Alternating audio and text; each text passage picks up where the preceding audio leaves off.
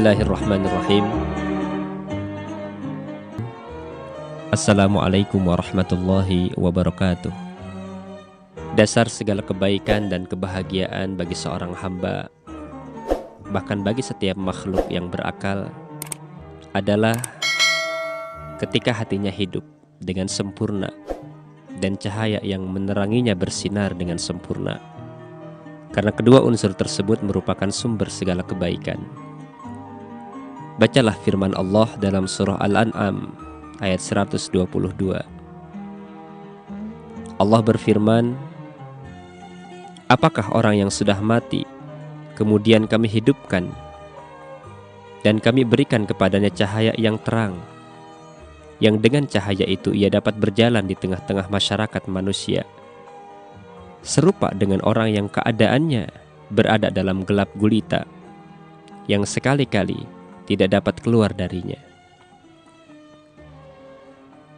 Dalam ayat ini terhimpun dua unsur pokok, yaitu kehidupan dan cahaya, yang dengan kehidupan tersebut energi, pendengaran, penglihatan, perasaan malu, harga diri, keberanian, kesabaran, dan seluruh budi baik seseorang berfungsi.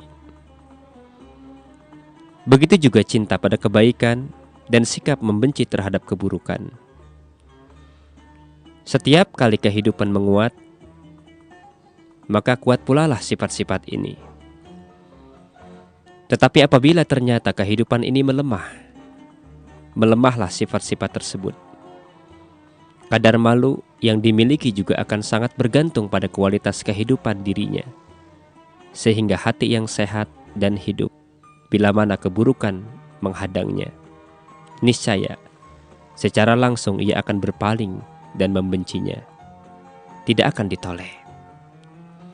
Lain halnya dengan hati yang mati dan membeku, ia tidak akan mampu membedakan antara yang baik dan yang buruk, sebagaimana dikemukakan oleh Abdullah bin Mas'ud radhiyallahu an. Binasalah orang yang tidak memiliki hati yang mampu mengenal yang makruh dan hati yang mengingkari yang munkar. Rakan dakta yang budiman, begitu juga hati yang dilanda penyakit syahwat. Dengan kelemahannya, ia akan mudah mengikuti segala yang ditawarkannya, selaras dengan tinggi rendahnya kadar penyakit yang menghinggapinya. Apabila sinar yang menerangi hati memancar dengan kuat, maka berbagai gambaran informasi dan hakikatnya akan terungkap sebagaimana lazimnya, sehingga dengan sinar tersebut akan jelas pula kebaikan dan pengaruhnya dalam kehidupan yang bersangkutan. Begitu pula dengan sinar tersebut, segi-segi negatif yang ada di balik keburukan akan tampak jelas. Allah menyebutkan kedua unsur pokok ini di dalam Al-Quran, sebagaimana firman-Nya, dan demikianlah kami wahyukan kepadamu wahyu, yaitu Al-Quran, dengan perintah kami. Sebelumnya kamu tidaklah mengetahui apakah Alkitab atau Al-Quran, dan tidak pula mengetahui apakah iman itu. Tetapi kami menjadikan Al-Quran itu cahaya, yang kami tunjuki dengannya siapa yang kami kehendaki di antara hamba-hamba kami. Dan sesungguhnya kamu benar-benar memberi petunjuk kepada jalan yang lurus. Surah As-Surah ayat 52. Rekan dakta, dalam ayat ini Allah telah menggabungkan antara ruh yang menimbulkan kehidupan dan cahaya yang menimbulkan sinar. Kemudian Allah juga memberitahukan bahwa kitab yang diturunkan kepada Rasulullah mengandung dua unsur pokok, yaitu jiwa yang membuat hati menjadi hidup, kemudian cahaya yang menyinari dan meneranginya. Allah membuat dua perumpamaan, air dan api, bagi wahyu dan hamba-hambanya.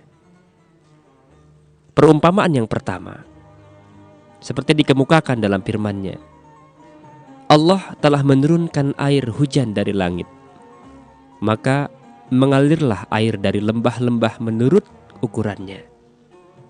maka arus itu membawa buih yang mengambang.